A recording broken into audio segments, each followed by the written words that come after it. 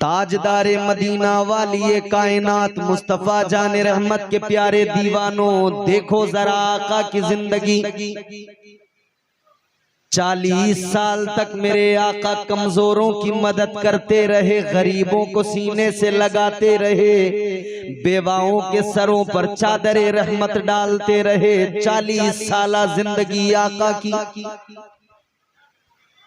मुतासिर हो गए सारे अहले हिजाज, अहले अरब। फिर मेरे आका ने 40 साल गुजरने के बाद जब हुक्म अल्लाह का आया कि अब ऐलान नबुव्वत फरमाइए, तब मेरे हुजूर फारान की चोटी पे खड़े हुए। ताजदारे मदीना वाली कायनात मुस्तफा जाने रहमत ने फारान की चोटी पे खड़े होकर एलाए कलिमतुल हक बयान फरमाया। मुस्तफा जाने रहमत ने फरमाया, ऐ मक्का वालों जरा ये बताओ मुझे कैसा जानते हो, मुझे कैसा मानते हो। जवाब अहले मक्का ने दिया था, ऐ मोहम्मद अरबी सल्लल्लाहु ताला अलैहि वसल्लम, आपसे बढ़कर सच्चा कोई नहीं, आपसे बढ़कर अच्छा कोई नहीं। तो मेरे आका ने फरमाया, मुझे सच्चा मानते हो तो एक बात बताओ, अगर मैं ये कहूं कि इस पहाड़ के पीछे से एक लश्कर आ रहा है, वो तुम पर हमला करना चाहता है, क्या मान लोगे? कहने लगे मान लेंगे। कहा देखोगे नहीं? कहा नहीं देखेंगे। क्यों मान लोगे? कहने लगे इसलिए मान लेंगे कि हम जानते हैं आप झूठ नहीं बोलते। हम जानते हैं आप झूठ नहीं बोलते, मान लेंगे हम। हुजूर ने फरमाया अच्छा मान लो। तो मेरे आका ने अब ऐलान फरमाया कि अब अगर तुम मुझे इतना सच्चा गर्दानते हो तो फिर एक सच्ची बात सुन लो। मुस्तफा जाने रहमत ने अब ऐलान फरमाया, या अय्युहन नास क़ूलू ला इलाहा इल्लल्लाह। ताजदारे मदीना ने ऐलान फरमा दिया, ऐ मक्के वालों सुनो, ये लातो मनात हुबल इन सब के आगे सर झुकाना फजूल है। अल्लाह एक है, वही इबादत के लायक है, उसी को सजदा रवा है। आका ने ऐलान फरमाया, एक रब की इबादत करो, एक अल्लाह को मानो, वो एक अकेला है, उसके सिवा कोई इबादत के लायक नहीं है। अल्लाह के नबी ने ऐलान फरमा दिया, ऐलाने तौहीद हो गया। इस्लाम का डंका अब यहां से बजा आगे। मगर इस मंजर को जरा देखें। एक बात हमेशा याद रखना, कहानी हमेशा एक से शुरू होती है। कितने से बोलो? जोर से बोलो। एक से। किसी एक को बेड़ा उठाना पड़ता है, किसी एक को अलम हाथ में लेना पड़ता है। गांव के अंदर कितने सरपंच होते हैं बताइए जरा। अगर 10 सरपंच बना दिए जाएं फिर क्या होगा? ये सरपंच ही आपस में लड़ते रहेंगे, काम नहीं होगा। मुल्क के अंदर प्राइम मिनिस्टर कितने होते हैं? एक स्टेट, एक सूबे के अंदर सीएम कितने होते हैं? चीफ मिनिस्टर एक। कहानी एक से शुरू होती है। एक मुल्क के अंदर एक बादशाह, एक मुल्क के अंदर एक वजीर आला, वजीर आजम, एक मुल्क के अंदर एक प्राइम मिनिस्टर बनाने वाली दुनिया। ये दुनिया के लोग अपने ही उसूल को तोड़ देते हैं। क्यों? कैसे? एक जमीन का टुकड़ा, एक मुल्क जब उस पर निजाम कायम होता है, बादशाहत कायम की जाती है, एक बादशाह बनाया जाता है, मगर ये सारी जमीन तो अल्लाह की, सारी कायनात तो अल्लाह की, सारा जमाना मेरे रब का, कुल कायनात अल्लाह की, कुल बादशाहत अल्लाह की, सबसे बड़ा बादशाह तो परवरदिगार है। तो अपना उसूल जो यहाँ बनाया है, उसी उसूल को जरा अपनी नजरों के सामने रखकर फिर सोचो, फैसला करो।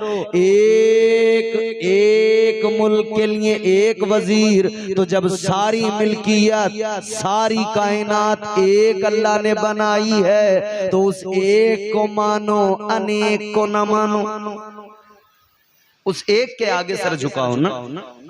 ये थोड़ी है कि कहीं भी झुक जाओगे, कहीं भी झुक जाओगे, कहीं।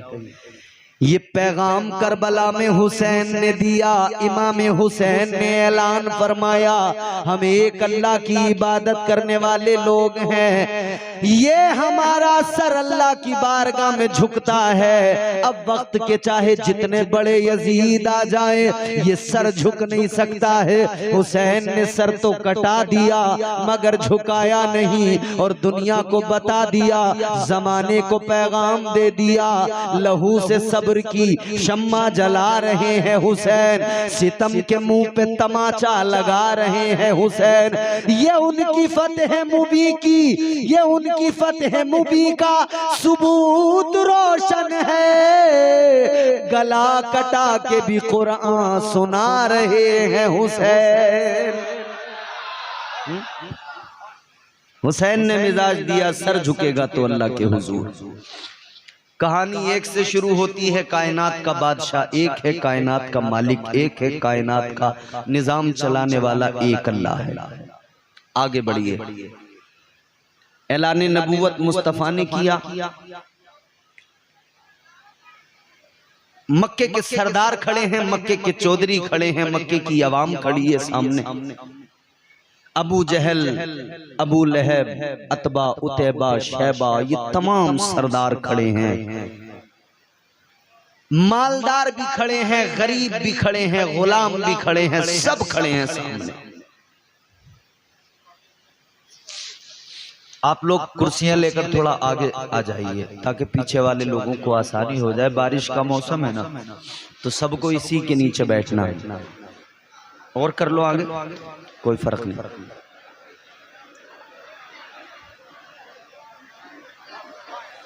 खाली जगह मत छोड़िए, ये बीच की जगह जो है इसमें भी डाल लो कुर्सी। आ जाइए।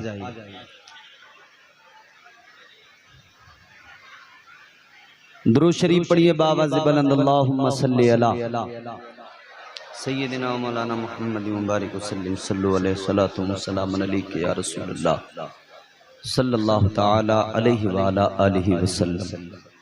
अब सब आप बैठ जाइए सुकून से, इत्मीनान से, और जरा मोहब्बत के साथ एक मर्तबा कहिए सुभान अल्लाह, और जोरदार आवाज में कहिए सुभान अल्लाह। अल्लाह ताला ने सबको हाथ दिए हैं, हाथ दो दिए हैं अल्लाह ने। एक मर्तबा अपने हाथ उठा के फिर अल्लाह की पाकी का ऐलान करो, जोर से बोलो हाथ उठा के सुभान अल्लाह। देखो याद रखना, हाथ उठाने पर भी कभी शर्माना नहीं, कभी झिझकना नहीं। वजह यह है कि हाथ उठाने के फायदे बड़े हैं। ये सिर्फ मौलवी लोग अपनी मर्जी से यूं ही नहीं उठवा देते, इसके फायदे हैं। फायदे क्या हैं? मैं कुरान की एक आयत सुनाता हूं आपको, फिर आपको कुरान से समझ में आएगा कि हाथ उठाने का फायदा क्या है। परवरदिगारे आलम खालिक़े कायनात रब्बे लम यज़ल व ला यज़ाल ने कुरान मजीद में ऐलान फरमाया, अल यौम नख्तिमु अला अफ़वाहिहिम व तुकल्लिमुना ऐदीहिम। परवरदिगारे आलम ने ऐलान फरमाया, कुरान कहता है लोगों, एक दिन ऐसा आने वाला है जब अल्लाह की अदालत कायम होगी। सारे अव्वलीन आखिरीन सब जमा हो जाएंगे। कुरान कहता है पहले तो तुम्हारी जबानें बोलेंगी, फिर जबानों को बंद किया जाएगा, मुंह बंद होंगे। फिर उसके बाद में कुरान मजीद में अल्लाह ने फरमाया जबानें बंद हो जाएंगी, फिर उसके बाद में तुम्हारे हाथ गवाही देंगे। हाथ गवाही देंगे, हाथ बताएंगे इन हाथों से क्या क्या किया। अगर शराब पी हाथ कहेंगे या अल्लाह ये इन हाथों से गिलास शराब से भरे हुए उठाता था, शराब के जाम उठाता था। अगर जुआ खेला, पत्ते खेले, हाथ गवाही देंगे मौला ये पत्ते खेलता था। अगर इन हाथों से किसी को मारा, किसी पर जुल्म किया, हाथ गवाही देंगे या अल्लाह ये जालिम था। मगर इसके बरक्स अगर ऐसी किसी महफिल में बैठकर इन हाथों को उठाकर गवाह बना लिया और अल्लाह का जिक्र कर लिया, हाथों को उठाकर रब की पाकी का ऐलान कर दिया, सुभान अल्लाह कह दिया, अल्लाह का जिक्र कर दिया, तो याद रखना ये हाथ कल मैदान महशर में अल्लाह की अदालत में अर्ज कर देंगे, ऐ परवरदिगार ये तेरा बंदा गुनहगार तो था, मगर मौला जब ये तेरा जिक्र सुनता था तो ये हाथों को उठाकर तेरी पाकी का ऐलान करता था। तो यकीनन बड़ा फायदा मिलेगा उस वक्त में कि जब आज के हाथ उठाए हुए कल गवाही दे रहे होंगे। मेरे नबी ने ऐलान नबूवत किया, मक्के के सरदार खड़े हैं, अरब के लोग खड़े हैं, अबू जहल, अबू लहब, अतबा, उतैबा, शैबा, ये सारे के सारे अभी तक कह रहे थे कि मोहम्मद अरबी सल्लल्लाहु अलैहि वसल्लम कह रहे थे आपसे बढ़कर सच्चा कोई नहीं, मगर अब मानने से इनकार कर दिया। जब मेरे नबी ने फरमाया मैं अल्लाह का पैगंबर हूं, अल्लाह का नबी हूं, मानने से इनकार कर दिया। जब ताजदारे मदीना ने ऐलान फरमाया ईमान ले आओ, इस्लाम कबूल कर लो, इनकार कर दिया, मानने से सिर्फ इनकार नहीं किया बल्कि जानी दुश्मन भी बन गए।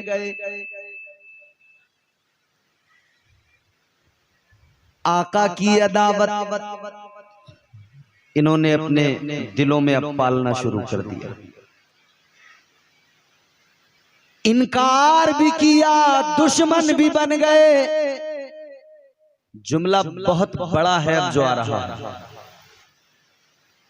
ताजदारे मदीना ने ऐलान किया तो इन सब ने इनकार किया, मगर मैंने अर्ज किया कहानी एक से शुरू होती है।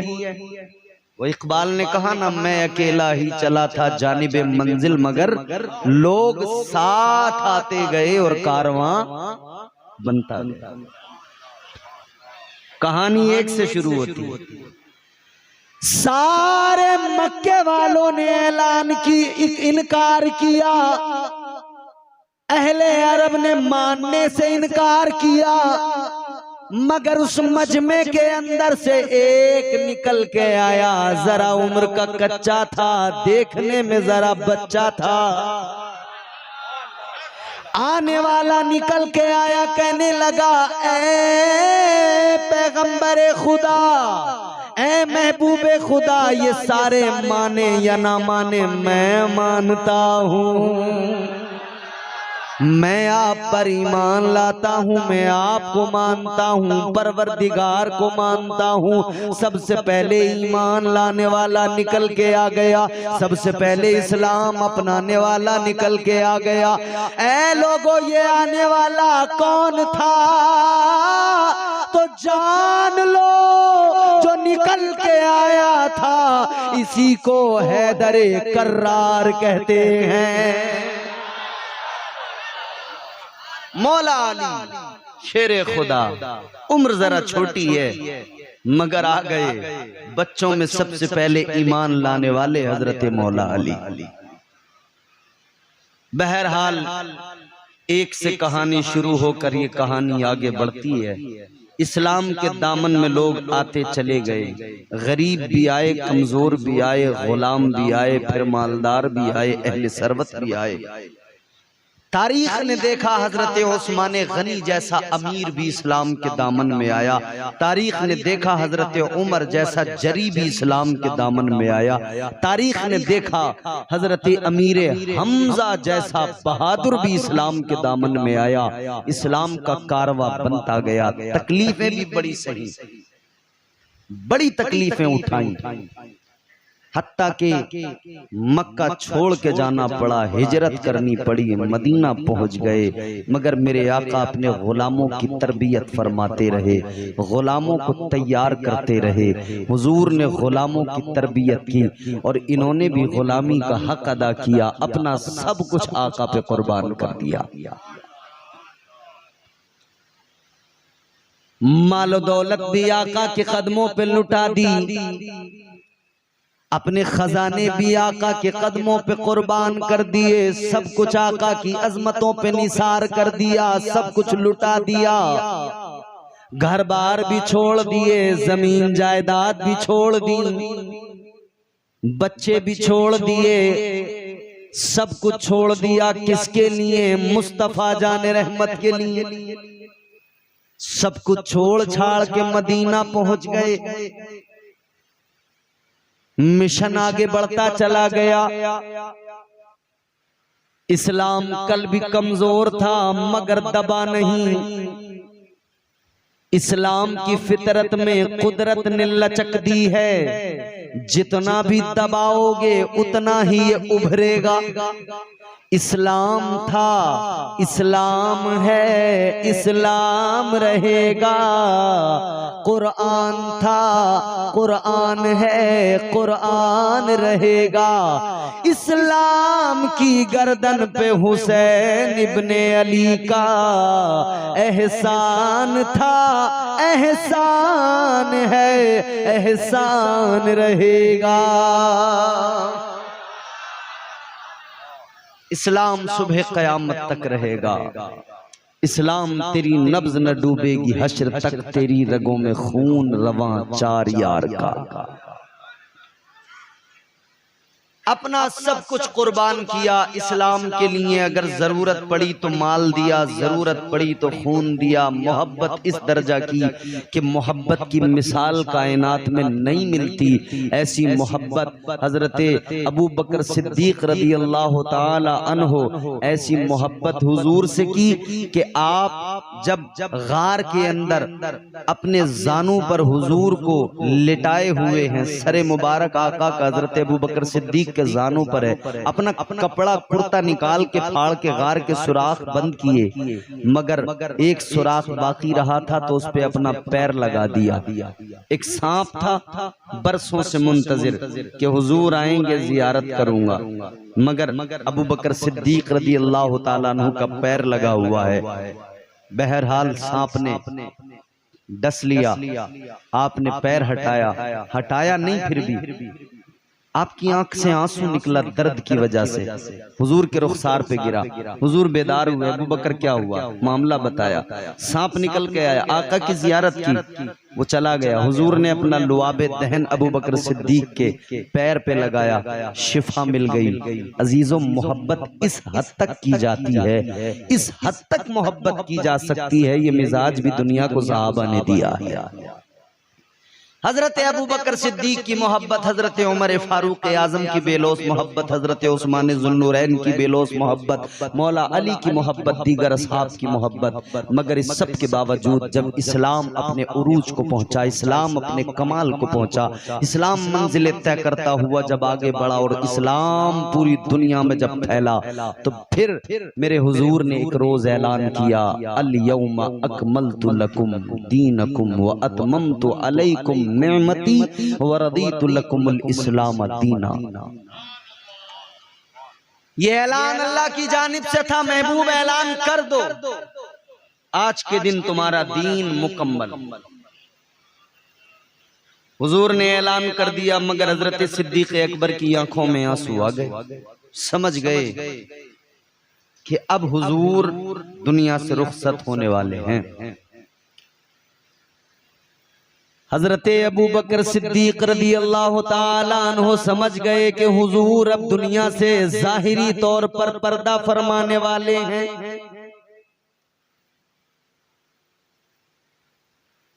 और फिर धीरे धीरे जब मेरे आका की उम्र 63 साल हुई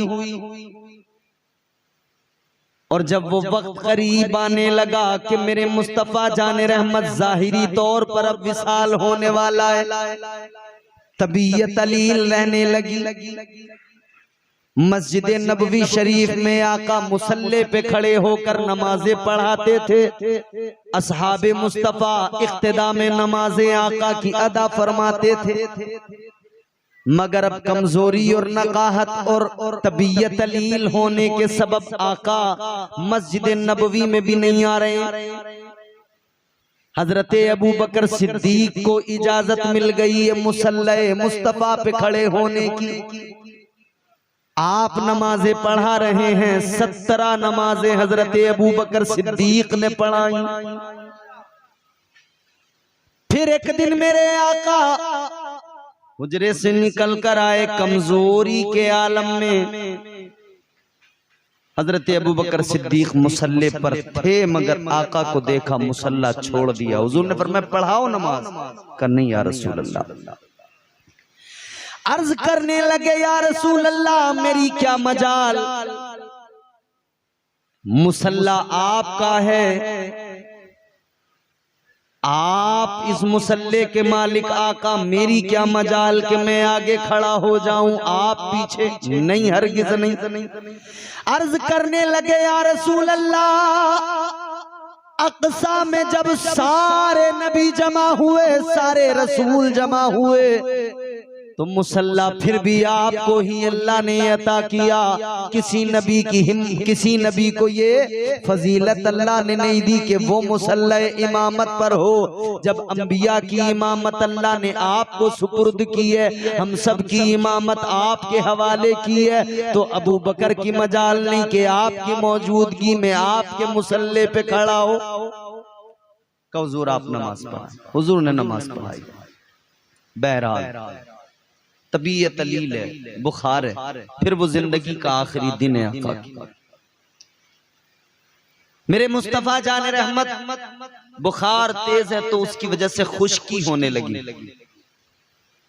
हुजूर ने मिसवाक को पानी में डुबो दिया और बार बार मिसवाक को मुंह में रखते हैं कि उसकी वजह से कुछ खुश्की दूर हो। अपने मुंह पर अपने सर पर पानी छिड़कते हैं। बिलाखिर वो वक्त भी आ गया कि दरवाजे मुस्तफा पर मौत का फरिश्ता आके खड़ा हो गया और इजाजत तलब करने लगा। एक अकेली जात मेरे मुस्तफा जाने रहमत की है जिनके दरे दौलत पे आकर मौत का फरिश्ता इजाजत मांग रहा है। मौत का फरिश्ता कभी किसी से इजाजत नहीं मांगता। कोई बड़े से बड़ा अमीर क्यों ना हो, कितनी बड़ा चौधरी क्यों ना हो, मौत का फरिश्ता कभी किसी से इजाजत नहीं लेता।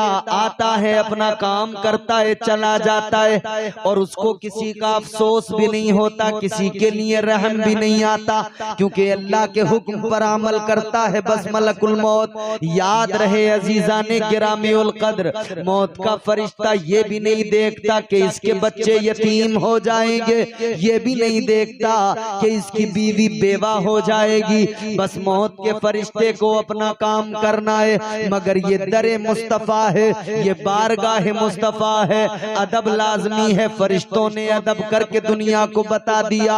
आज के बेअदब लोगों के मुंह पर तमाचा है, वो याद रख ले मौत का फरिश्ता भी बाअदब खड़े होके इजाजत मांग रहा है। और तुम कैसे बेअदब हो गए, तुम्हें मुस्तफा जाने रहमत का अदब नहीं है। अल्लाह अकबर कबीरा। बुलबुल बुलबुले सिदरा आ गए, तायरे सिदरा आ गए, अपने बालों पर समेटे हुए, अदब का मुरक्का बने हुए बुलबुले सिदरा आका की बारगाह में अर्ज गुजार हुए, या रसूल अल्लाह मलकुल मौत आया है।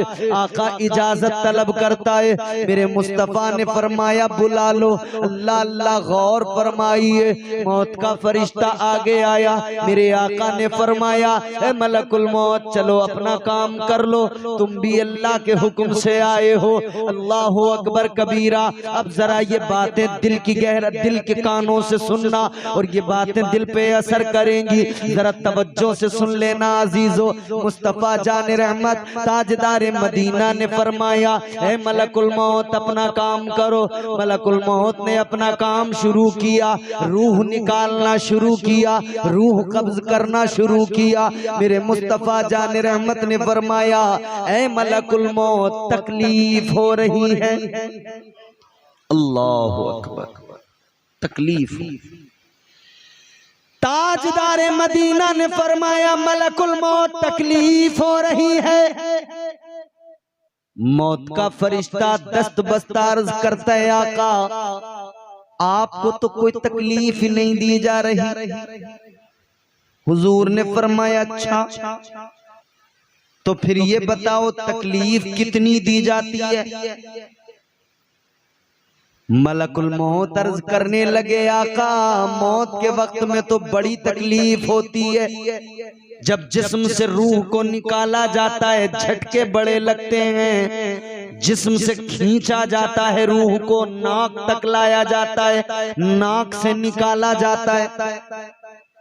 मौत का फरिश्ता अर्ज करने लगा या रसूल अल्लाह बड़ी तकलीफ। मेरे आका ने फरमाया बोलो कितनी। कहने लगा आका इतनी कि जैसे किसी जिंदा बकरी की खाल को यूं खींच लिया जाए, जिंदा बकरी की खाल को यूं खींच के उतार लिया जाए, कितनी तकलीफ होगी उसको। अर्ज करते हैं आका इससे भी ज्यादा तकलीफ मरने वाले को होती है। इतना सुना तो मेरे आका की आंखों में आंसू आ गए, चश्माने नबूवत भीग गई, आंसुओं से तर हो गई। सुनो सुनो उम्मतियों, अपने उम्मती होने पे जरा रश्क किया करो। मदीने के सुल्तान की आंखों में आंसू आ गए, मुस्तफा जाने रहमत की आंखें भीग गई। आका ने फरमाया ए मलकुल मौत जरा ये बताओ क्या मेरे उम्मतियों को मौत की तकलीफ पहुंचेगी। जी या रसूल अल्लाह मौत के वक्त तो हर मरने वाले को तकलीफ होती है। अब जुमला सुनो मेरे आका का, इमामुल अंबिया ने फरमाया ए मलकुल मौत सुनो, जितनी भी तकलीफ देनी हो आज मुझे दे दो, मगर सुनो मेरी उम्मत को तकलीफ न देना। जो न भूला हम गुलामों को रजा, हर हाल में याद किया, हर वक्त याद किया। यहाँ लोग मरते हैं ना, रोते हैं किसके लिए? अपने लिए। हुजूर रो रहे हैं किसके लिए?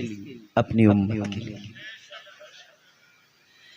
ताजदारे मदीना वाली कायनात मुस्तफा जाने रहमत दुनिया से रुखसत हुए, दुनिया से जाहिरी तौर पर विसाल हुआ। कोहराम बर्पा हो गया मदीने के अंदर। बैठा था अगर कोई तो खड़ा न हो सका, खड़ा था तो बैठ न सका। सारे मदीने में कोहराम बर्पा हो गया। कैफियत ऐसी अजीब सी हो जाती थी, जिसको खबर मिलती खड़ा था तो खड़ा रह गया, बैठा था कोई तो बैठा रह गया। हजरत उमर फारूक आजम बैठे हुए थे, किसी ने आकर खबर दी, बस बैठे ही रह गए।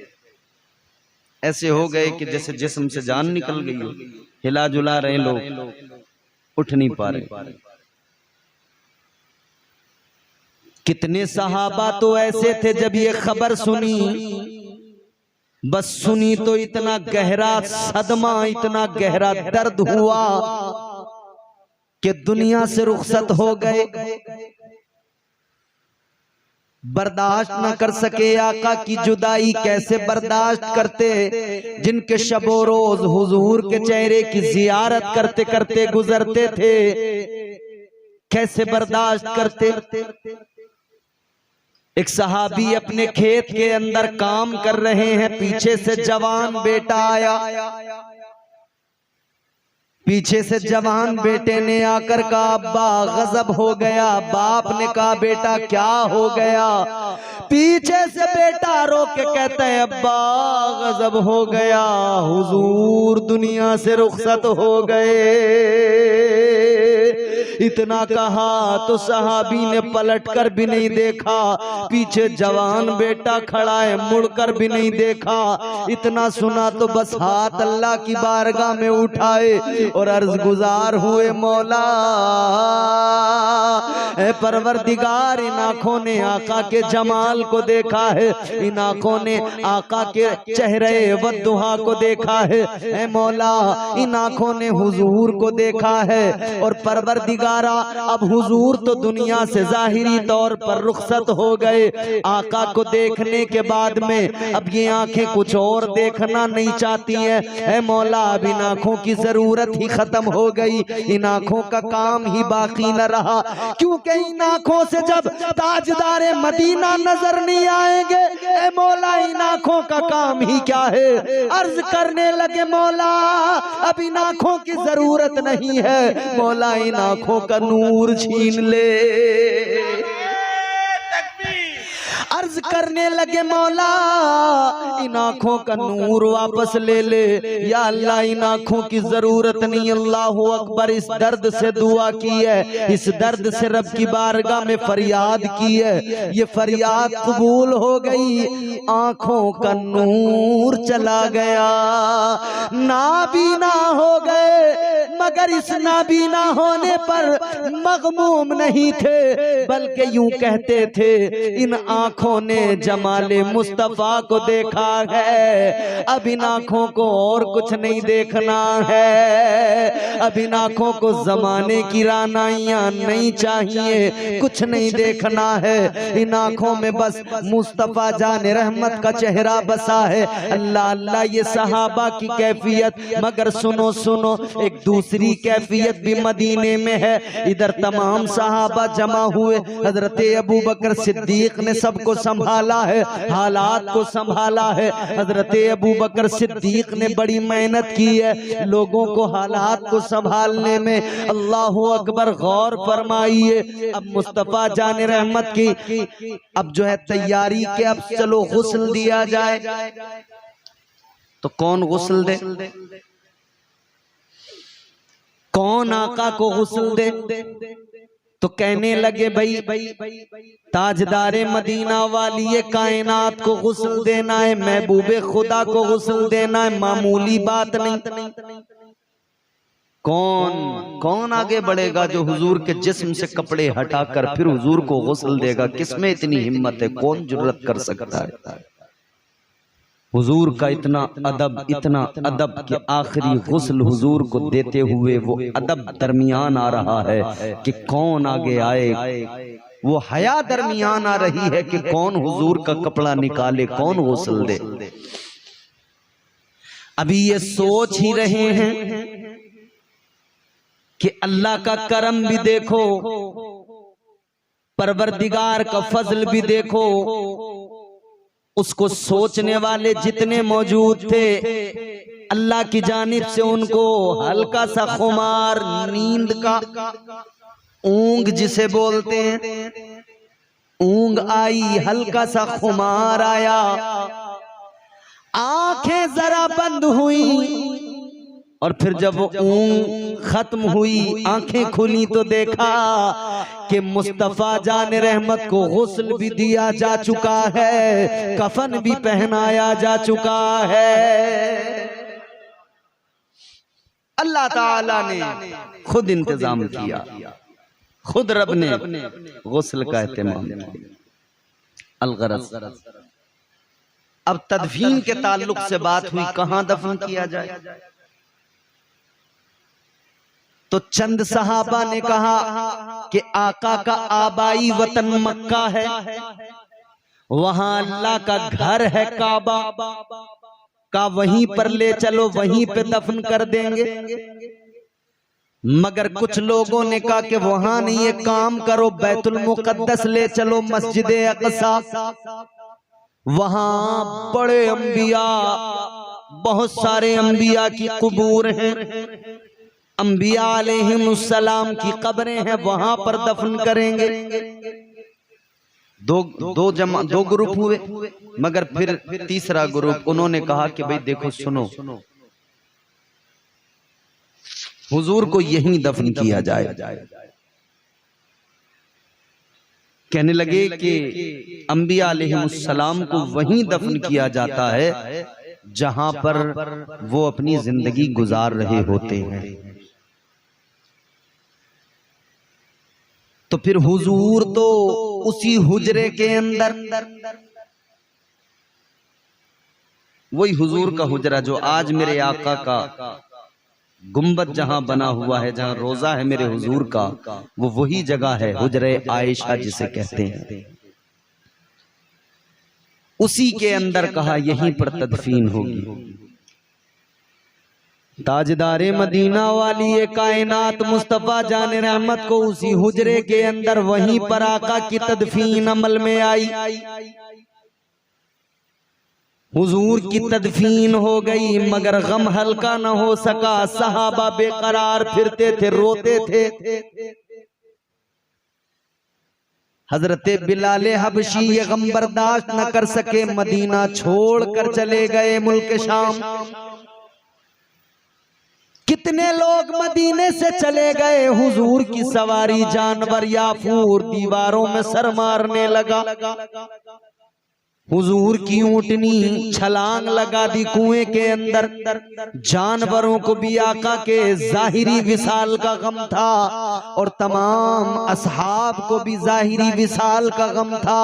सब गमगीन थे, मगर दूसरी तरफ एक सिचुएशन और भी कि अब हुजूर के बाद में खलीफा कौन, मुसल्ले मुस्तफा की इमामत किसके हवाले की जाए। तो अब मीटिंग शुरू हुई, और मीटिंग एक जगह पर नहीं, दो जगहों पर। एक जगह अंसार जमा हुए, अंसार सहाबा, एक जगह मुहाजिर जमा हुए, मुहाजिरीन। ये अंसार और मुहाजिरीन आप समझते होंगे, जो मक्के से हिजरत करके मदीना आए वो मुहाजिर कहलाए, और जो मदीने वाले थे वो अंसार थे। तो उधर तो अंसार की मीटिंग चल रही है, वहां पर किसी ने कहा है कि अंसार में से कोई होना चाहिए जो अब खिलाफत की जिम्मेदारी को संभाले। और उनकी बात किसी हद तक दुरुस्त भी थी, क्योंकि इन्होंने अपनी जमीन दी थी, अपने घर दिए थे, अपने माल दिए थे, सहाबा को अपना भाई बनाया था, मुहाजिरीन को, मुहाजिर सहाबा को अपना भाई बनाकर अपने साथ रखा था, सारी कुर्बानियां थी इनकी भी। मगर हजरत उमर फारूक आजम रदी अल्लाह ताला अन्हु ने सबको जमा किया एक जगह पर, और फिर आपने ऐलान फरमाया, लोगों अंसार और मुहाजिर में न बटो, बल्कि ये सोचो कि हुजूर के बाद में किसी ऐसे शख्स का इंतखाब किया जाए जिसे हुजूर ने अपनी जिंदगी में बेइंतहा अपने पास रखा हो, बेइंतहा अजीज रखा हो और बेइंतहा पसंद किया हो, जिसका हुजूर से गहरा ताल्लुक हो, जो हुजूर का हर हाल में, हर वक्त में हुजूर का साथी, हमराही, हुजूर का मददगार और हुजूर का महबूब बन के रहा हो, ऐसे शख्स को खलीफा बना दिया जाए। तो फिर सारे अंसार ने कहा ठीक है, बिल्कुल ऐसा ही किया जाए। तो अब मेरे अजीजों, फिर सब ने मशवरा करके एक शख्सियत को चुना, और जिसको चुना उसी का नाम है हजरत अबू बकर सिद्दीक।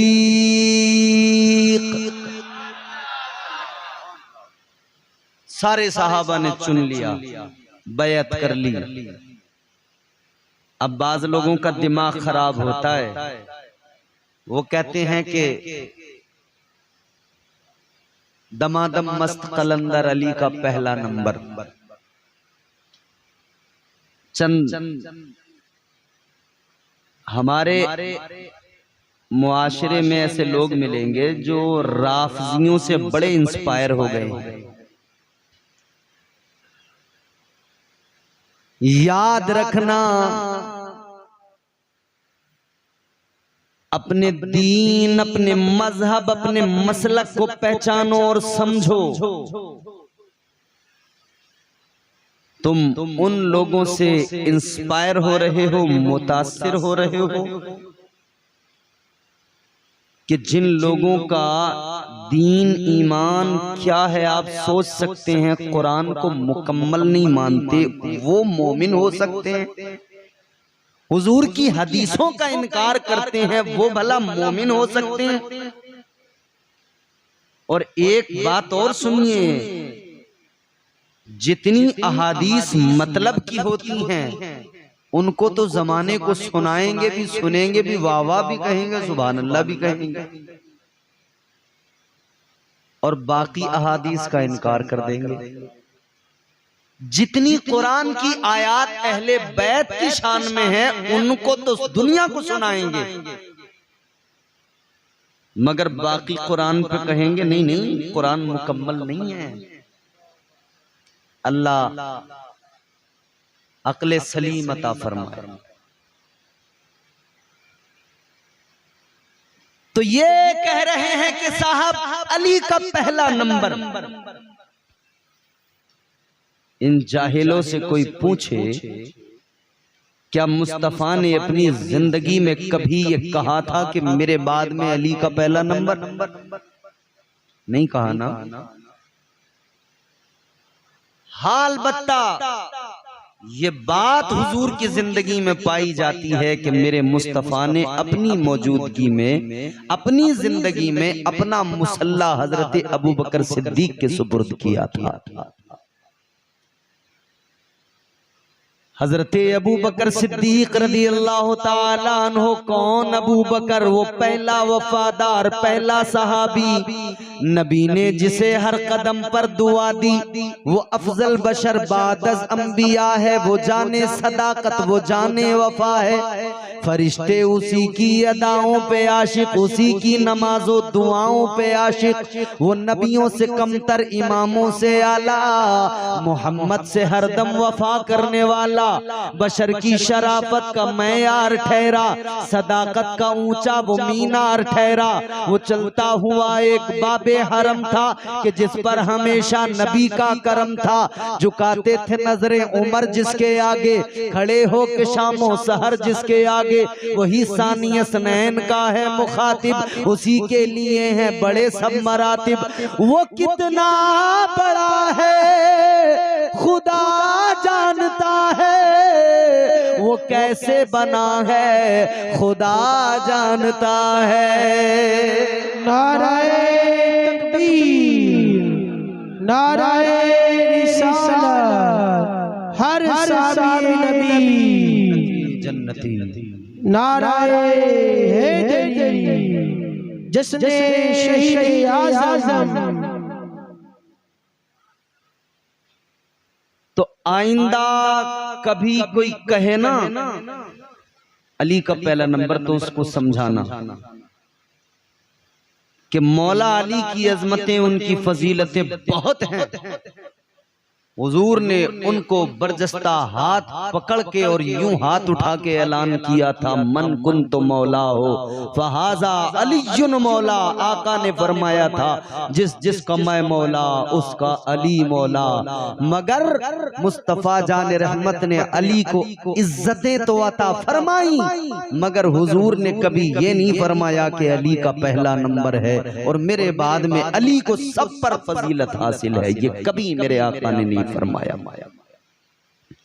हजरत अबू बकर सिद्दीक का दौरे खिलाफत 2 साल कुछ महीने, तकरीबन 2.5 साल का ये दौरे खिलाफत है।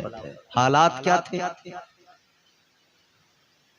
हालात देखें, एक तरफ मुसैलमा कज़्ज़ाब का फितना है जो झूठा नबूवत का दावेदार था, एक तरफ मुनकिरीन ज़कात का फितना है कि जिन्होंने ज़कात देने से इनकार कर दिया था, मुंह मोड़ लिया था, और उनमें कई कितने मुर्तद हो गए थे। और इधर तो ये तमाम फितने थे। एक चीज यहां काबिल गौर है, हजरत अबू बकर सिद्दीक रज़ी अल्लाह ताला अन्हु का इश्क भी समझने की कोशिश करें, हुजूर से मोहब्बत भी समझने की कोशिश करें। मेरे हुजूर ने अपनी हयात ज़ाहिरी में एक 10,000 सहाबा का लश्कर तैयार किया और उसको किसी महाज पर आका भेज रहे थे। गालिबन हजरत जैद, हजरत उसामा बिन जैद गालिबन उस लश्कर के सिपह सालार थे। उनको हुजूर ने कहा तुम जाओ। अब ये लश्कर गया था, रास्ते में ही खबर मिल गई कि हुजूर दुनिया से रुखसत हो गए, तो ये वापस आ गए। हजरत अबू बकर सिद्दीक खिलाफत के ओहदे को संभालने के बाद में इधर ये फितने थे, मगर उधर हुजूर ने जिस लश्कर को रवाना किया था वो बात भी हजरत अबू बकर सिद्दीक के पेशे नजर थी। तो हजरत अबू बकर सिद्दीक ने 10,000 सहाबा का लश्कर वही और वही सिपह सालार, फरमाया चलो आपको वहीं जाना है जहां हुजूर ने भेजा था।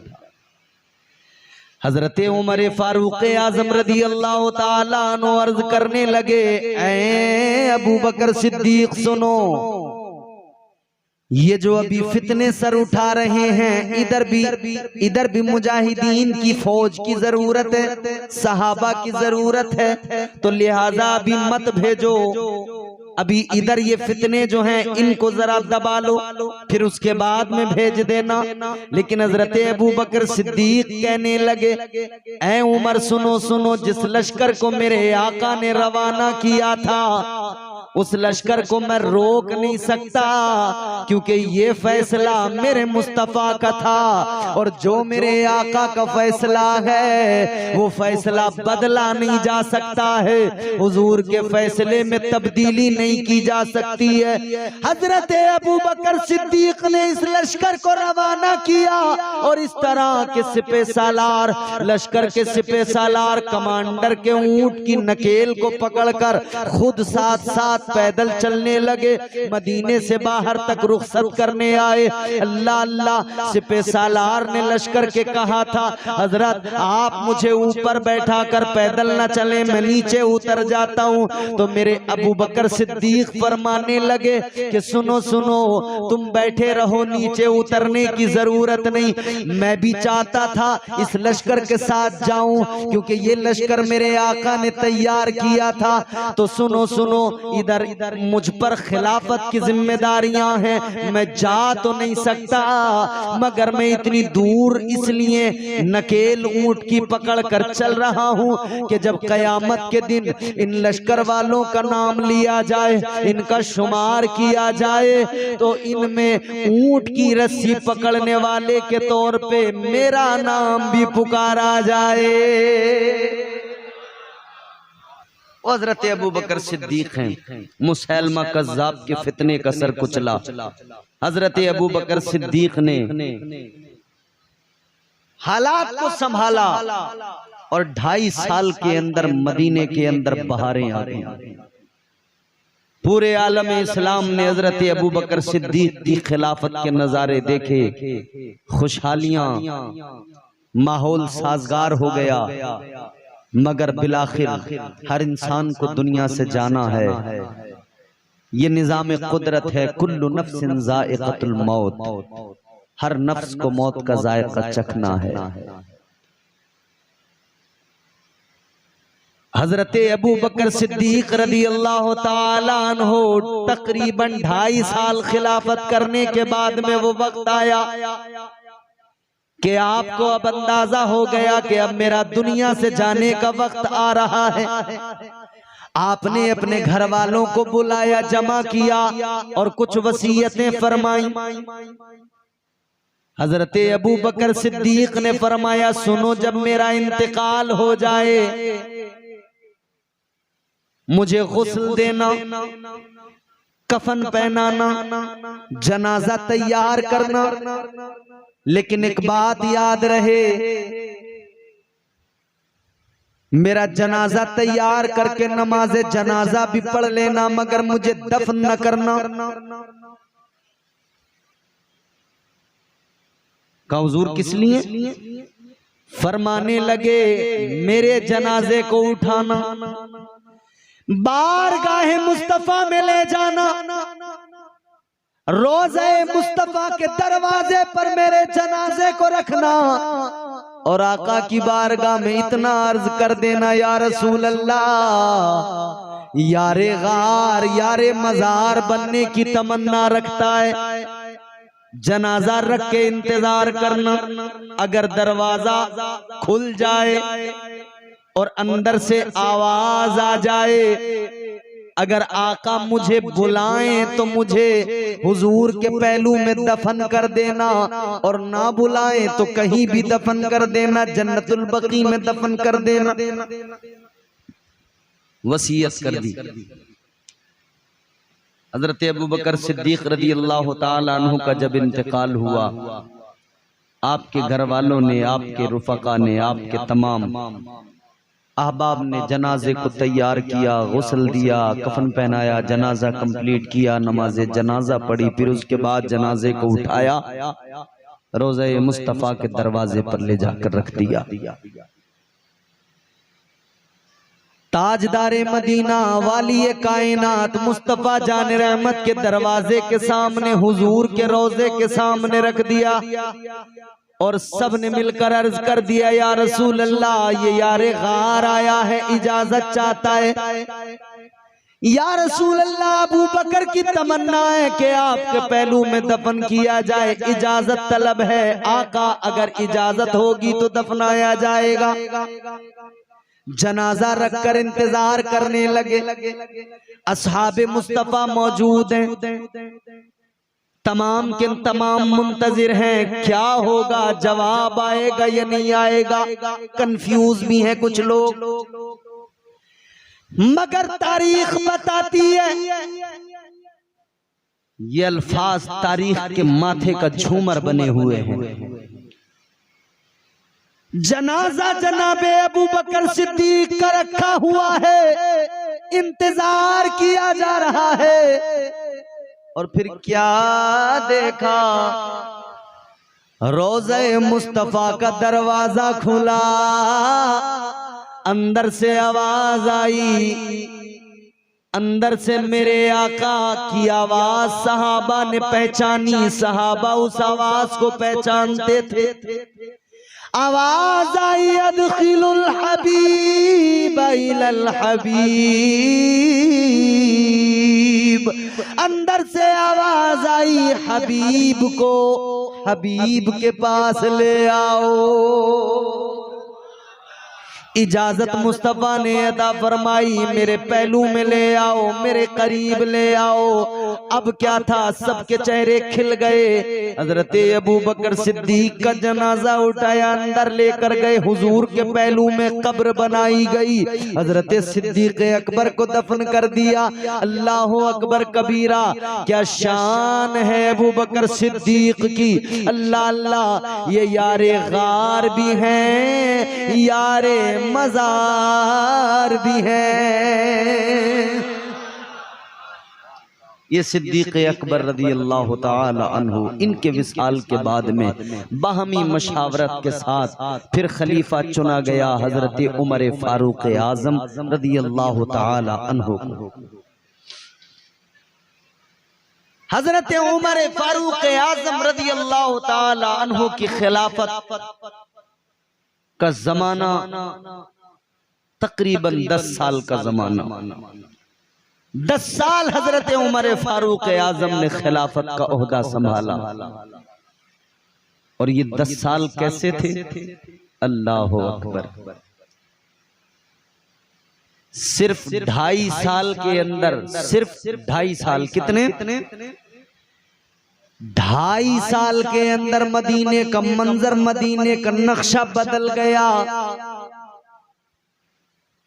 एक सहाबी मुस्तफा ने एक दूसरे मुल्क से कुछ माल भेजा मदीने में हजरत उमर की बारगाह में कि ये गरीबों में तकसीम कर दिया जाए, ज़कात का माल है। मिस्र के गवर्नर ने भेजा था, मगर जब वो माल आया हजरत उमर फारूक आजम की बारगाह में, हजरत उमर फारूक आजम ने उस सारे माल को वापस कर दिया, लौटा दिया और फरमाया कि इस माल को वहीं गरीबों में तकसीम करो, क्योंकि अब मदीने में कोई भी गरीब नहीं है। अब मदीने में सब ज़कात देने वाले हैं, लेने वाला कोई नहीं है। ये नक्शा बदल गया। जब इधर से वापस गया ना, हजरत उमर ने फरमाया भाई यहां तो कोई लेने वाला ही नहीं है, तुम वहीं गरीबों में बांट दो। तो उन्होंने फिर उधर से वो माल रवाना किया और ये उधर से जवाब भेजा कि यहां से ये जो माल भेजा गया है इसीलिए भेजा गया है कि यहां भी इस माल के लेने वाले गरीब हैं ही नहीं। अब कोई गरीब नहीं रहा, माल फिर वापस आ गया। सोचो कैसा दौर था, इकोनॉमी का सिस्टम क्या था। आज 5 किलो की थैली मिलती है राशन की, लाइन लगती है, लाइन बोलो 80 करोड़ लोग, दावा है ना 80 करोड़ लोगों को राशन दिया जा रहा है। इससे ये पता लगता है कि 80 करोड़ लोग मुल्क के अंदर गरीब हैं, बेरोजगार हैं। इसका मतलब जानते हो, इसका मतलब यह है कि मुल्क की हालत अच्छी नहीं है। जिस मुल्क में 80 करोड़ लोग फ्री के राशन पे पलते हों, 80 करोड़ लोगों की हालत ये हो 5 किलो राशन के लिए लाइन में धक्के खाते हों, तुम क्या समझते हो वो मुल्क तरक्की कर रहा है?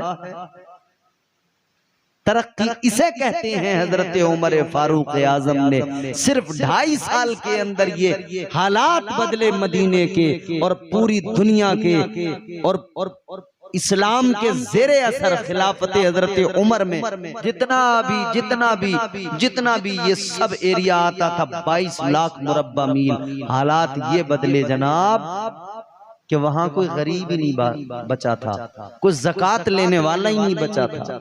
फिर वो माल हजरत उमर फारूक आजम ने कहीं दूर के किसी मुल्क में भेजा और वहां पे वो गरीबों में तकसीम किया गया।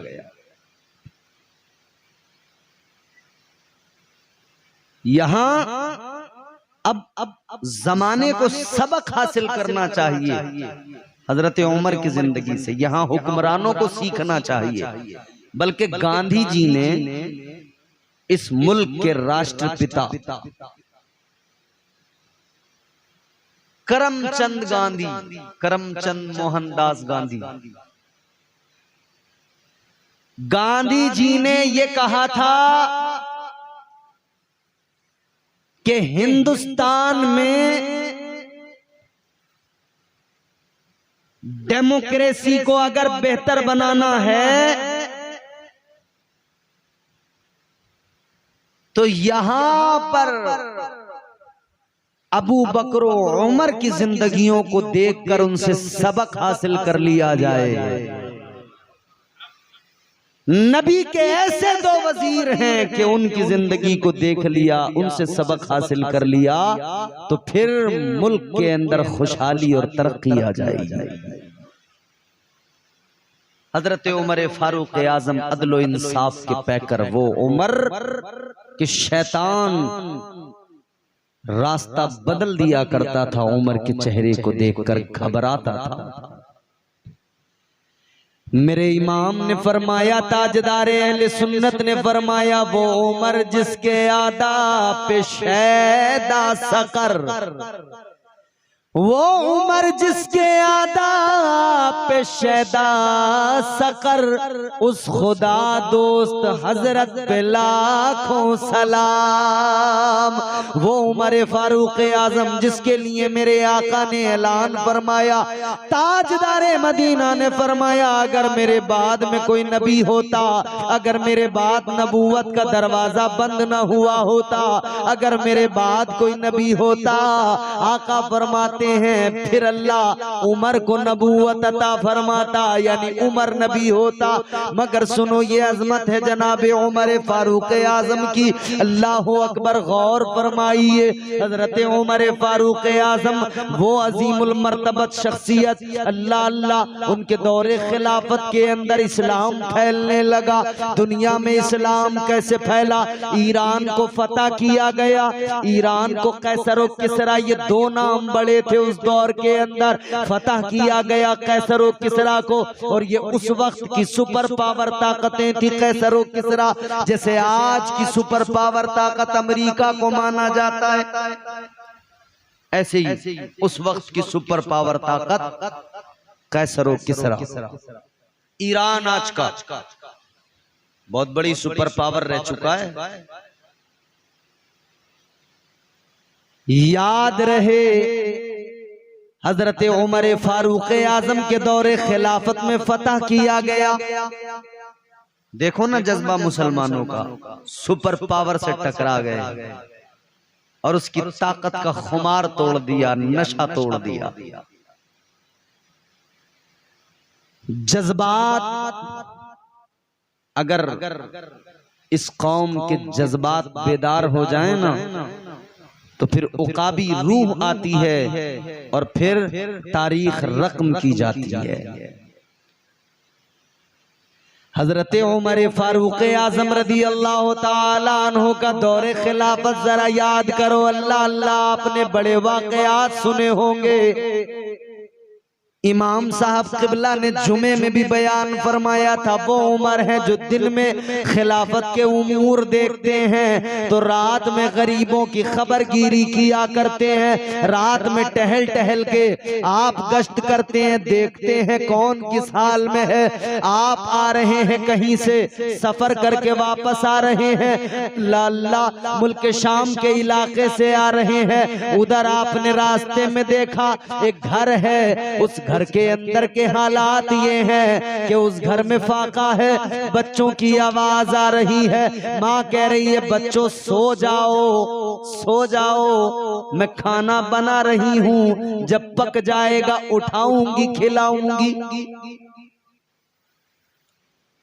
बच्चे कह रहे अम्मा ऐसी कल सुला दिया था, कुछ खिलाया नहीं था, आज फिर सुला रही है। हजरत उमर ने आवाज सुनी, समझ गए मामला कुछ और है। हजरत उमर फारूक आजम रदी अल्लाह ताला अन्हु अंदर गए। आपने फरमाया क्या मामला है? कहने लगी फाका है। का इस हांडी में क्या है? का पानी है और पत्थर है। किस लिए? का बच्चों को बहलाने के लिए कि सो जाएं। आपको बड़ा दुख हुआ, गए सामान लेकर आए, अनाज लेकर आए, राशन लेकर आए, लाकर दे दिया, पकाया, उसके बच्चों को खिलाया। खिलाने के बाद में हजरत उमर ने फरमाया जरा अब एक बात बताओ, तुम मुझे जानती हो? का जानती तो नहीं। का अच्छा चलो मुझे नहीं जानती, मगर एक बात बताओ, खलीफा को जानती हो? उमर को जानती हो? कहाँ जानती हूँ, क्या ख्याल है उनके बारे में?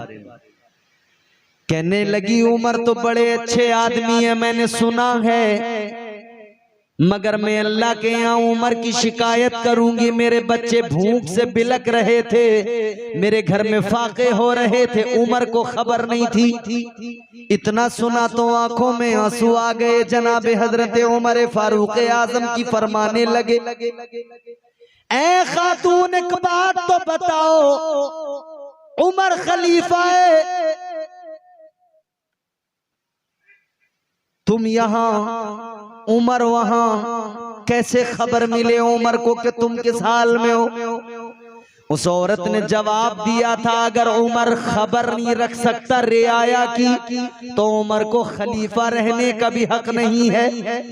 इतना सुना तो आंखों में आंसू आ गए। आप रोकर कहने लगे, मैं ही उमर हूं, मुझे माफ कर देना, तेरे पास तक पहुंचने में देर हो गई, मुझे माफ कर देना, अल्लाह की बारगाह में मेरी शिकायत न करना। इतना सुना औरत ने देखा हजरत उमर को, वो भी रोने लगी, रो के कहने लगी, ए उमर, आप हैं उमर।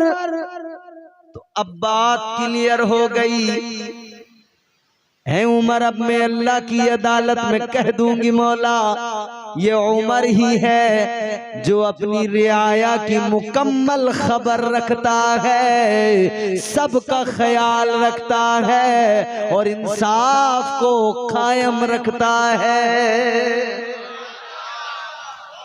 वो हजरत उमर फारूक आजम रदी अल्लाह तआला अन्हु, अल्लाहु अकबर। अच्छा, ये मामला हजरत अबू बकर सिद्दीक का भी था, हजरत उमर का भी। हजरत सिद्दीक, हजरत उमर फारूक आजम एक रात में ना एक घर, एक खातून है, ज़ईफ है, कमजोर है, बिल्कुल लागर है, बिस्तर पे है, उठ नहीं सकती। सुबह का वक्त है, हजरत उमर फारूक आजम उसके घर के आगे से गुजरे, देखा घर में सफाई है, बर्तन धुले हुए हैं, सारा काम घर का हुआ, सारा काम कंप्लीट हो गया है घर का। हजरत उमर सोचते हैं कि ये तो उठ नहीं सकती बिस्तर से, इसका काम आखिर करता कौन है? ये बिस्तर से उठ नहीं सकती, बीमार है, कमजोर है, लागर है, इसका काम करता कौन है? एक दिन देखा, दूसरे दिन देखा, तीसरे दिन देखा, हैरान है आखिर माजरा क्या है। एक दिन आधी रात के बाद में जनाबे हजरत उमर आ गए, इस तजस्सुस में फजर से पहले ही आ गए कि आखिर देखूं तो जरा कौन है जो इसके घर का काम करता है। जब आए तो देखा कोई कंबल ओढ़े हुए शख्स है और सारे काम घर के कर रहा है, सफाई कर रहा है, बर्तन धो रहा है, सारे काम उसने घर के कर दिए। हजरत उमर आगे बढ़े, आपने आगे बढ़कर देखा कि देखूं तो जरा कौन है।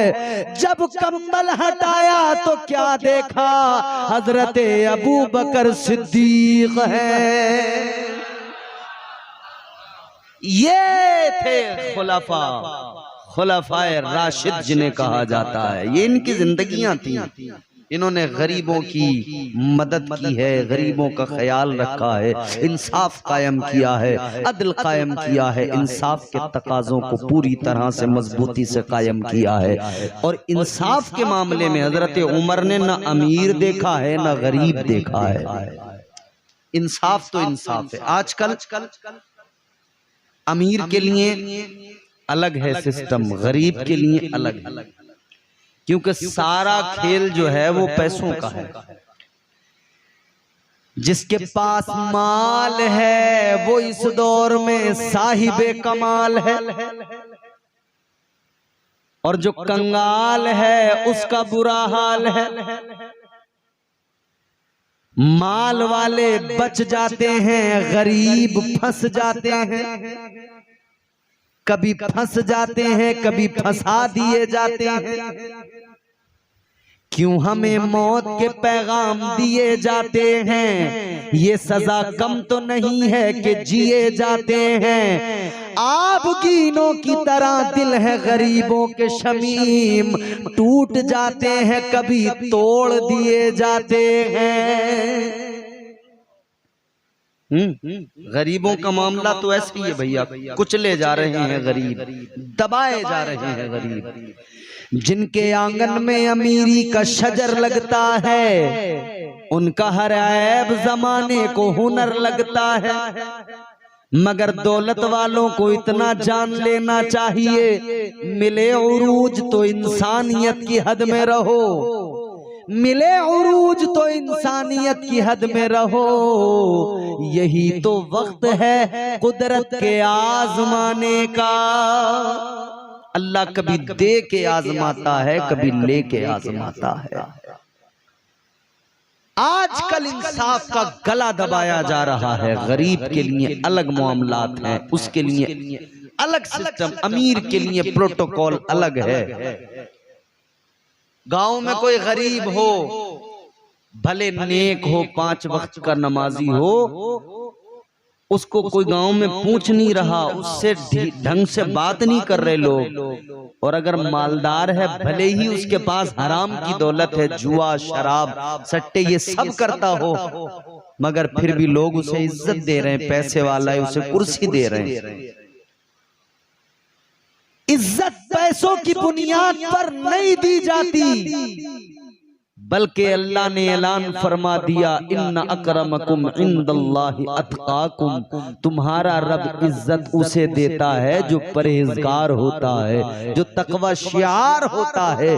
अल्लाह के यहाँ इज्जत का यही सिस्टम है, तकवा शियार परहेजगार को इज्जत दी जाती है। तो जान लो, आप कुर्सियां देखकर, मालो दौलत देखकर आप मुतासिर न हुआ करें, बल्कि ये देखा करें इसका किरदार कैसा है, ये देखा करें इसकी गुफ्तार कैसी है, ये देखा करें इसके मुआमलात कैसे हैं, ये देखा करें कि ये अमीर है, मगर ये भी ख्याल किया करें अमीर कैसा है, कहीं जुआ तो नहीं खेलता है, कहीं हराम की दौलत तो नहीं कमाता है, कहीं गरीबों का हक तो नहीं मारता है, कहीं डांके तो नहीं डालता है, कहीं चोरियां तो नहीं करता है, कहीं बदअमालियां, बदफेलियां तो नहीं करता है। ये ख्याल रखा करें, और फिर वो पैमाना जो मुस्तफा ने अता किया है, वो मयार जो मुस्तफा ने अता किया है, परख लिया करें, और फिर ये फैसला किया करें, अगर मुस्तफा जाने रहमत की शरीयत का पाबंद है तो हमारे लिए वो लायक इज्जत, लायक एहतराम है, और अगर मुस्तफा की शरीयत से दूर है तो वो हमारे लिए जरा सी भी अहमियत हमारे पास उसके लिए नहीं है। ये जान हजरत उमर फारूक आज़म, आपका दौर 22 लाख मुरब्बा मील पर इस्लाम का परचम लहरा दिया हजरत उमर फारूक आज़म ने। हजरत उमर के बाद में खिलाफत आगे बढ़ी, हजरत उस्मान गनी को खलीफा बनाया गया। हजरत उस्मान गनी का दौर भी बड़ा सुनहरा दौर है। हजरत उस्मान गनी बड़े शरीफ आदमी, हजरत उस्मान गनी निहायत शरीफ, इतने शरीफ, इतनी उन हया के पैकर हजरत उस्मान। शान ये है, एक मर्तबा हुजूर तशरीफ फरमा है अपने हुजरे के अंदर, सहाबी आए हैं, हजरत अबू बकर आए, हुजूर लेटे हुए हैं, तहबंद पहने हुए हैं, कुर्ता पहने हुए हैं। हजरत अबू बकर आए, हुजूर लेटे रहे, हजरत उमर आए, हुजूर लेटे रहे, मगर फिर जब हजरत उस्मान गनी आए ना, तो मेरे हुजूर ने अपने पैर समेटे। तहबंद दुरुस्त तो था बिल्कुल, मगर हुजूर ने और उसको दुरुस्त किया, पैर समेटे। खैर, जब ये सारे सहाबा चले गए तो हजरत आयशा अर्ज करने लगी, या रसूल अल्लाह ये क्या मामला था? हजरत आयशा अर्ज करने लगी, आका मेरे बाबा अबू बकर आए, आप वैसे ही रहे और आप बिल्कुल दुरुस्त हालत में थे, बिल्कुल ठीक, कपड़े भी ठीक, कुछ नहीं, सब कुछ दुरुस्त। या रसूल अल्लाह उमर आए, आप बिल्कुल दुरुस्त हालत में थे, वैसे ही रहे, मगर जब उस्मान आए तो आका आपने पैरों को समेटा, तहबंद को जरा खींचा, दुरुस्त किया खुद को, जबकि आप पहले से ही बिल्कुल दुरुस्त हालत में थे। ताजदार मदीना से अर्ज करने लगी, या रसूल अल्लाह क्या मामला? तो मेरे आका ने फरमाया, ऐ आयशा, ऐ आयशा ये बताओ, क्या मैं उससे हया न करूं जिससे फरिश्ते भी हया करते हैं? वो हजरत उस्मान गनी हैं। हजरत उस्मान गनी, आपका खिलाफत का दौर भी बड़ा सुनहरा। हजरत उस्मान गनी की दौरे खिलाफत और आपकी जिंदगी के इख्तितामी पल जो थे वो ऐसे। हजरत उस्मान गनी ने अपना माल, अपनी दौलत इस्लाम के लिए बड़ी कुर्बान की है, इस्लाम की इब्तिदा। अपना सारा माल एक दो मर्तबा नहीं कई मर्तबा हजरत उस्मान गनी, एक कुआं था मदीने में जब आए थे ना साहबा हिजरत करके, एक यहूदी का एक कुआं था, वो पानी बेचता था लोगों को। अच्छा एक बात देखें, पानी बेचा जाता था उस दौर में भी। फिर मेरे हुजूर ने पानी को फ्री किया और अब फिर पानी बेचा जाने लगा। बेचा जा रहा है कि नहीं? कितने ब्रांड हैं, बिस्लेरी ये वो दुनिया भर के, किनले बिस्लेरी है। अच्छा ये तो कह रहे हैं चलो हम प्यूरिफाइड करके दे रहे हैं इसलिए बेच रहे हैं। आपके घरों में जो कॉरपोरेशन वाला पानी आता है, जो गवर्नमेंट की तरफ से इंतजाम पानी का किया जाता है, उसका भी टैक्स जाता है कि नहीं जाता है? पैसा उसका भी जाता है। हुकूमत पानी फ्री नहीं देती, बिल जाता है उसका। शहरों में जाकर देखो, अब तो देहात में भी हर जगह पैसा जाता है साहब। यहूदी बेचता था पानी कुएं का। अब हजरत उमर फारूक आजम ने देखा यार मुसलमानों को पानी की जरूरत है और पैसा तो है नहीं, क्या किया जाए? तो आपने सोचा कुआं खरीद लें, मगर वो बेचता नहीं था कुएं को, क्योंकि रोज पैसा आ रहा है उससे, उसका कारोबार है। तो हजरत उमर फारूक आजम ने उससे फिर एक डील की, और वो डील ये फरमाया कि भाई एक काम कर, तू मुझे पार्टनर बना ले, 50% का पार्टनर बना ले मुझे। एक दिन तू पानी बेचना, एक दिन मैं पानी बेचूंगा। तारीख में आता है 10,000 दिरहम या 30,000 दिरहम देकर आप उसमें पार्टनर बने। बड़ी मोटी रकम मिली, 30,000 दिरहम। उसने कहा यार पार्टनर ही तो बन रहे हैं, बेच थोड़ी रहे हम। ठीक है, इतनी मोटी रकम एक साथ मिल रही है, ले लिए उसने। पार्टनर बन गए हजरत उस्मान कुएं के अंदर। तय क्या हुआ था, एक दिन पानी तू बेचेगा, दूसरे दिन पानी मैं बेचूंगा। यहूदी अपने नंबर पर अपने दिन में पानी बेच रहा था, उसने पानी बेचा। मगर जब अगला दिन आया, हजरत उस्मान गनी का नंबर आया। हजरत उस्मान गनी ने उस दिन कुएं का पानी फ्री कर दिया। फरमाया मुसलमानों और भी बाकी मदीने के लोगों, आ जाओ, जितना चाहिए ले जाओ, जितना पानी भरना है भर लो। मदीने वाले आए, पानी भर कर ले गए, पानी ले जा रहे हैं और साथ कहते जा रहे हैं, उस्मान तेरी क्या बात है। अब पानी सब भर के ले गए। दूसरे दिन जब यहूदी का नंबर आया तो कोई पानी खरीदने वाला ही नहीं आ रहा है, क्योंकि सबने पहले से भर के रख लिया है। इसने कहा यार मैं तो नुकसान में रहा, आज मेरा नंबर है, बिकेगा नहीं, कल फिर ये फ्री कर देंगे, फिर पानी सारा लोग भर के ले जाएंगे, मेरा तो कारोबार ही ठप हो गया। तो फिर बिलाखिर यही हुआ, उसने कहा भाई मैं बेच रहा हूं, पूरा आप ही ले लो। फिर उसने बेचा कुआं। उस कुएं को हजरत उस्मान गनी ने कीमत देकर खरीदा और उसके बाद में हुजूर की बारगाह में आए। अब जज्बा देखो हजरत उस्मान का। ताजदारे मदीना की बारगाह में आकर अर्ज करने लगे, या रसूल अल्लाह ये कुआं मैंने खरीद लिया। या रसूल अल्लाह ये कुआं मैं आपकी खिदमत में हदिया कर रहा हूं, आका आप उम्मत को हदिया फरमा दीजिए। वो उस्मान गनी है अल्लाह अल्लाह, जिन्होंने कुआं पूरा खरीद कर उम्मत के लिए वक्फ किया। आज भी आप मदीना मुनव्वरा जाइए, हजरत उस्मान गनी ने जो कुछ वक्फ किया इस्लाम के लिए, बाग वक्फ किए, आज भी मौजूद है। एक तो बहुत बड़ा होटल बना दिया गया उस जगह पर जो हजरत उस्मान गनी ने वक्फ की थी, और वहां से बहुत अच्छी इनकम होती है। वो सब मस्जिद नबवी के अंदर ही वो पैसा खर्च होता है। हजरत उस्मान गनी पेश कर देते हैं हम नजराना अपनी जान का, नजराना अपनी जान का। पेश कर देते हैं हम नजराना अपनी जान का, नजराना अपनी जान का पेश कर देते हैं,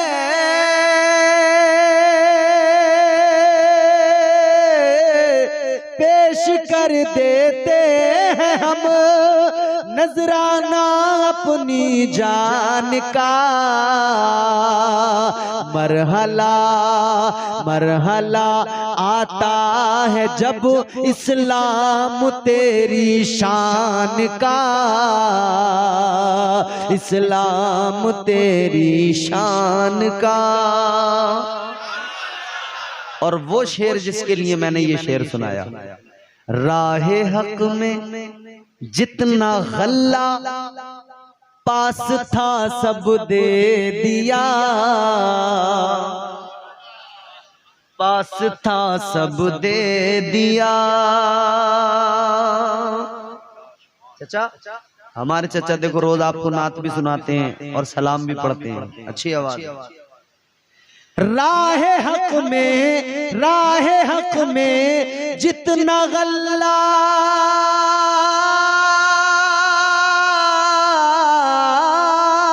राहे हक में जितना गल्ला पास था सब दे दिया। अल्लाह अल्लाह अल्लाह अल्लाह देखिए ये हौसला उस्मान का, हौसला उस्मान का। अल्लाह अल्लाह देखिए ये हौसला उस्मान का, हौसला उस्मान का।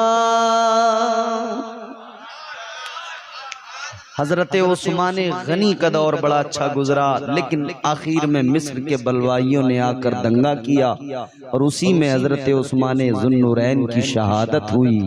और उसके बाद में इख्तिलाफात भी जन्म लेने लगे, मौला अली खलीफा बने। और एक बात और जान लें, खुलफाए राशिदीन की बात आती है तो इतना याद रहे, हुजूर ने अपनी जिंदगी में, मेरे मुस्तफ़ा ने अपनी हयात ज़ाहिरी में एक ऐलान किया था, एक बात फरमाई थी। हुजूर ने खिलाफत के ताल्लुक से वाज़ेह इरशाद फरमाया था कि मेरे बाद में खिलाफत 30 साल रहेगी। कितने साल? 30 ईयर्स। ताजदारे मदीना ने फरमा दिया था मेरे बाद में खिलाफत 30 साल रहेगी। और उसी 30 साल के दौर में जो खलीफा बने उन्हीं को खुलफाए राशिदीन कहा जाता है। अब आप घर पे जाके कैलकुलेट करोगे तो हजरत अबू बकर, हजरत उमर, हजरत उस्मान, हजरत मौला अली, चारों की खिलाफत का वक्त आप जब जोड़ेंगे, शुमार करेंगे तो चारों की खिलाफत तकरीबन जो वक्त बनता है वो इनका 29.5 साल बनता है। कितना? 29.5 साल। हुजूर ने फरमा दिया था 30 साल मेरे बाद में खिलाफत रहेगी, उसके बाद में बादशाहत आ जाएगी। 29.5 साल इन 4 खुलफा का दौर है। और फिर हजरत मौला अली हैदर कर्रार की, हजरत अलीउल मुर्तजा के बाद में इधर तो हजरत इमाम हसन मुजतबा को खलीफा बनाया, लोगों ने इधर बैत की। उधर मुल्क शाम में हजरत अमीर मुआविया ने भी ऐलान कर दिया। ये इस्लाम में पहली बार हुआ था कि एक वक्त में 2 ऐलान हुए खिलाफत के लिए, एक तरफ इमाम हसन, दूसरी तरफ हजरत जनाबे अमीर मुआविया। उधर भी लोगों ने बैत की अमीर मुआविया की, इधर इमाम हसन मुजतबा की बैत की। इमाम हसन मुजतबा कितने दिन खलीफा रहे? 6 महीने। अब बात को समझना, 6 महीने तक हजरते इमाम हसन मुश्तबा खलीफा रहे। 6 महीने के बाद आप मुल्क शाम हजरते अमीर मुआविया के पास गए। हजरते अमीर मुआविया के पास जाने के बाद में आपने खिलाफत की तमाम जिम्मेदारियां उनको सौंपी, खुद दस्तबरदार हो गए। यूं कहें कि रिजाइन कर दिया, इस्तीफा दे दिया, उनको सौंप दी खिलाफत। 6 महीने हजरते अमीर मुआविया ने बड़ी इज्जत की, बड़ा एहतराम किया, वजीफा भी मुकर्रर किया। अब ये जान लो 6 महीने इमाम हसन मुज्तबा की खिलाफत रही, मतलब साफ आका ने ऐलान फरमाया था 30 साल मेरे बाद में खिलाफत रहेगी।